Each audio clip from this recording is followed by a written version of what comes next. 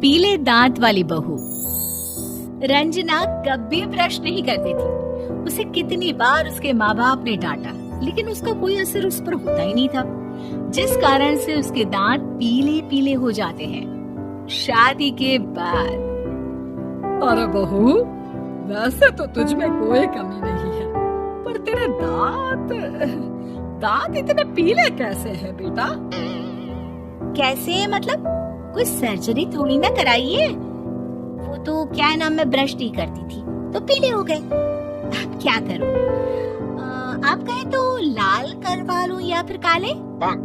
यार ये क्या है, क्यों माँ से लड़ रही हो? लड़ रही हूँ?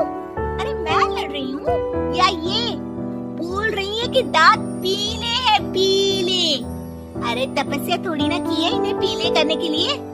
बकायदा ब्रश नहीं किया है 20 साल तक, तब जाकर। छी, कैसी बात कर रही हो? ये उस वक्त तो पीले नहीं थे जब हम लोग तुम्हें देखने आए थे।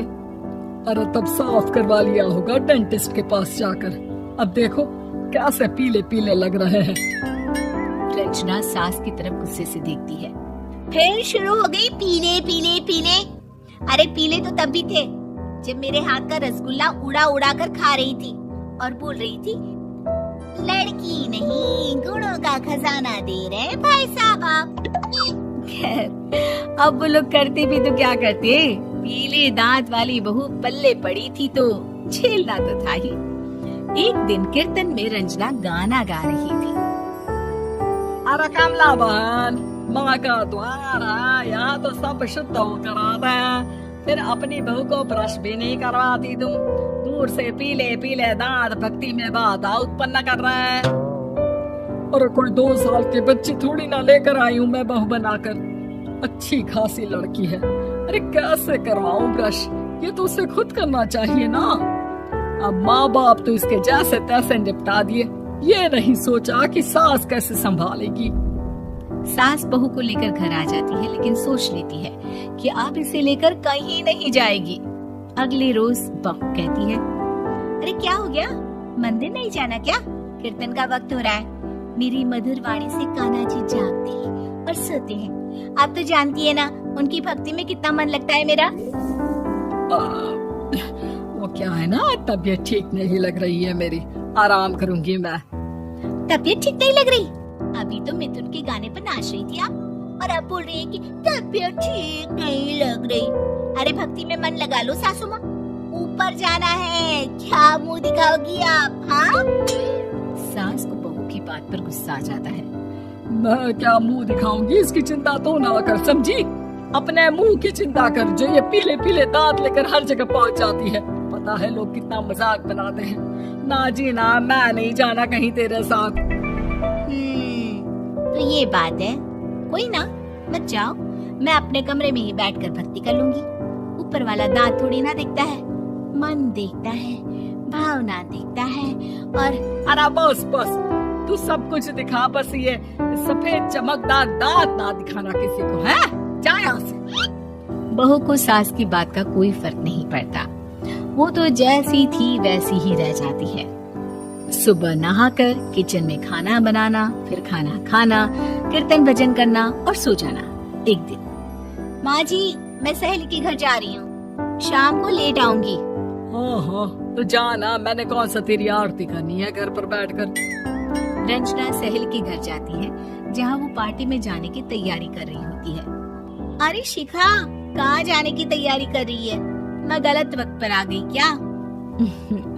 अरे नहीं यार, उल्टा सही वक्त पर आई है। मैंने ये साड़ी और ज्वेलरी निकाली है यार, शाम को इनके ऑफिस की एक पार्टी में जाना है। बताना कैसा लग रहा है ये सब? नहीं यार, इस ड्रेस के साथ तो वो वाली ज्वेलरी अच्छी लगेगी। हाँ सही बोल रही है, मैंने ध्यान ही नहीं दिया। वैसे तो हमेशा से मस्त फैशन सेंस रखती है। तो बड़ा जाती होगी ना पति के साथ पार्टी में। रंजना कुछ नहीं बोलती, बस सोचती है कि यार काश ये बात सही हो जाती, पर मैं क्यों नहीं जाती पार्टी में? क्या इन लोगों की कोई पार्टी होती नहीं होगी? रंजना घर आती है और रात में पति से सवाल करती है, एक बात बताइए, आप मुझे किसी पार्टी में क्यों नहीं ले जाते? क्या आपकी यहाँ ऑफिस में पार्टी नहीं होती? पति बेचारा क्या कहता कि दांत पीले हैं तुम्हारे इसलिए। अरे कोई पार्टी होती नहीं हम लोगों के ऑफिस में, तो कहाँ से लेकर जाऊं?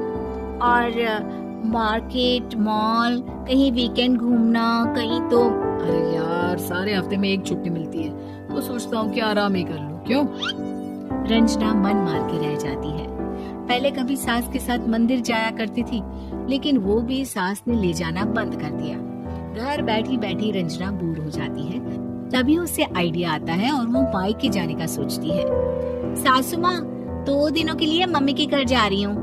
अच्छा ठीक है, आराम से जा। और हाँ, माँ से कुछ अच्छी आदत सीख कर आना कि कैसे शरीर के हर भाग की तरह दांतों की सफाई भी जरूरी होती है, समझी? शुरू हो गई ना आप। वो लोग आपकी तरह नहीं है कि छोटी छोटी बात का बतंगड़ बना दे। उन लोगों के लिए मैं मायने रखती हूँ, ना कि मेरे पीले पीले दांत। रंजना माँ को बिना बताए उन लोगों को सरप्राइज देती है, लेकिन जैसे ही वो दरवाजे पर पहुँचती है, अंदर देखती है कि घर वाले कहीं जा रहे होते हैं। अब माँ, काश रंजना दीदी के दांतों वाली प्रॉब्लम नहीं होती, तो वो भी हम लोगों के साथ चलती ना बुआ जी की बेटी की शादी में। हाँ बेटा, लेकिन अब उसे कौन समझाए कि उसको उसके पीले दांत नहीं दिखते, लेकिन उसके आसपास के लोगों को कितना एम्बैरेसिंग फील कराते हैं। मुझे तो कितनी बार उसके स्कूल की टीचर ने शिकायत की कि उसके साथ कोई लड़की बैठना भी नहीं चाहती, और ना ही कॉलेज में कोई उससे बात करना चाहता था। लेकिन पता नहीं क्यों उसे ये बात समझ में ही नहीं आती। कोई कमी नहीं है उस लड़की में, बस यही के दांत पीले हैं। वो तो भला हो जीजा जी और उनकी माँ का, जो दीदी को जैसी है वैसे ही रखा हुआ है। रंजना को अपने घर वालों की बात सुनकर बहुत दुख होता है। वो सोचती है कि वो क्या करे, लेकिन फिर वो सीधा डेंटिस्ट के पास जाती है, अपने दांत चमकाती है और कसम खाती है कि वो रोज ब्रश करेगी। अरे क्या हो गया? तुम तो 2 दिनों के लिए गई थी ना, पर कोई ना, अच्छा है, चलो आ गई तो। रंजना सास के सामने आकर खड़ी हो जाती है और पूरी स्माइल करती है, उसके चमकदार दांतों को दिखाती हुई। चलो मंदिर। माँ, मुझे माफ कर दीजिए, मैंने आप लोगों को बहुत एम्बैरेसिंग फील करवाया। मैं आज से रोज ब्रश करूंगी।